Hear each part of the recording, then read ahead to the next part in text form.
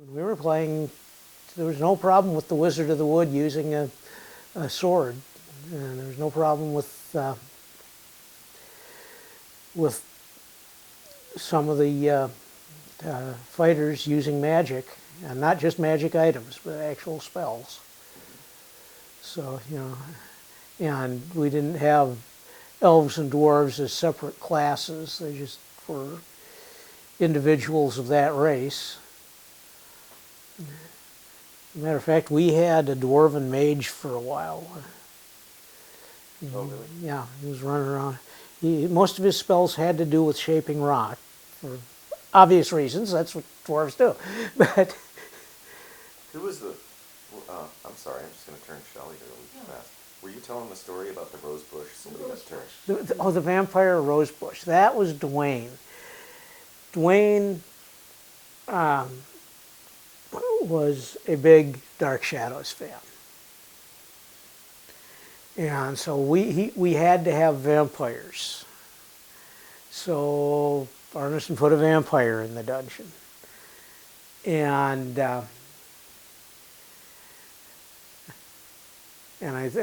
Dwayne was playing the vampire, and I don't remember who it was, got sick and tired of this vampire running around, so he turned him into a rose bush.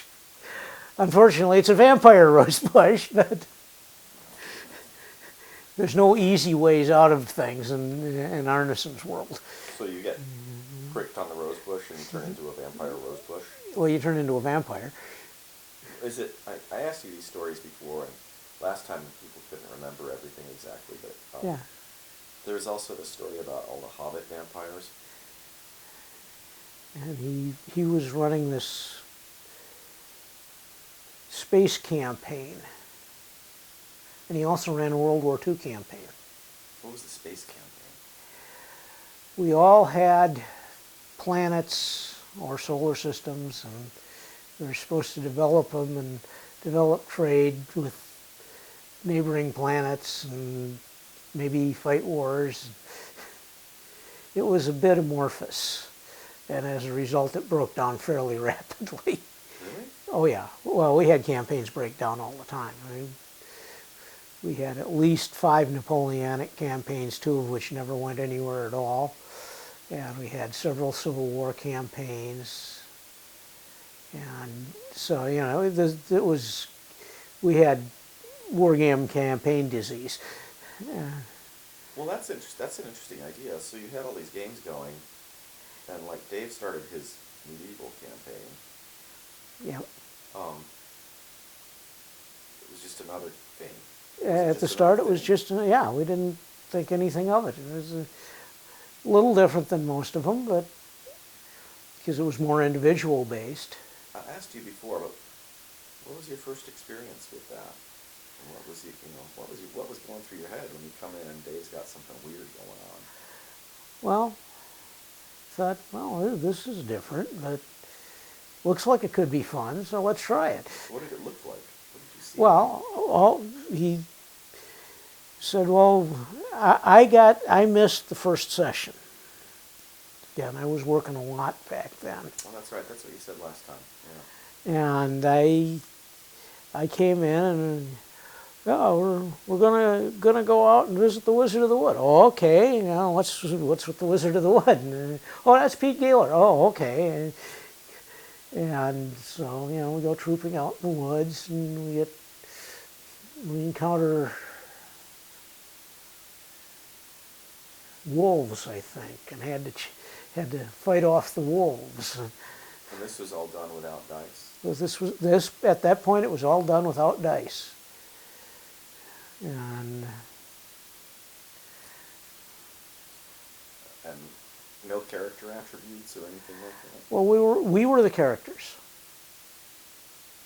I mean, the original premise was Dave's plane had gone down over Iceland on the way back from Britain. And we had gathered together an expedition to go rescue him. Did you ever figure out what happened to Dave? Well, yeah, once we got through the big cave in the tunnel and came out in Blackmoor, there, Dave was kind of the head of things. Really? Yeah. Was he like the mayor of Blackmoor? Oh, no, he was kind of like the Baron, I think, if I remember correctly. In his own game? Yeah. That's an interesting thing that's come up. You know, people skim over the details because it sounds familiar, but when you guys were playing early on, you were playing opposing players sometimes. Not usually. Usually we were all on one side. From the beginning. Yeah. But you went into, when did you have the first dungeon adventure? It wasn't the first adventure? Oh, no, not by a long ways. That was that was a ways down the road. That was the thing that finally convinced Dave that, no, we had to retire ourselves as characters and have characters that we controlled. But the story goes that one of you guys was the head of the orcs. Who was the Oh, head of the orcs? that was Fred Funk. Fred wanted to be head of the orcs. He wanted that in the worst way. Yeah, well, except Oh, our standard thing of the first guy that gets killed gets to play the monsters. how's that work? Well, he's got to. I mean, he either goes off in the corner and twiddles his fingers, or he does something. So let him control the monsters. And you guys were okay with that? That's Oh yeah, because fair? we all got to do it. Well, that's fun. Yeah. So the monsters got pretty brutal.